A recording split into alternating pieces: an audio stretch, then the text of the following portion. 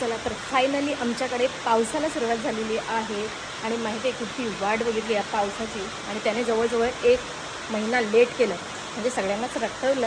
आता तुमच्याकडे पाऊस सुरू झाला की नाही, पण आमच्याकडे आज पहिला पाऊस झाला आणि दुपारी झोपेतून उठून आलेली आहे. इकडे बघा दाखवते तुम्हाला कसला पाऊस चालू झाला आहे.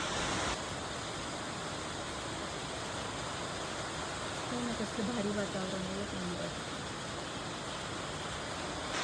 आणि तुमच्याकडे पावसाची प्रतीक्षा संपली की नाही? आमच्याकडे तर संपली बाबा.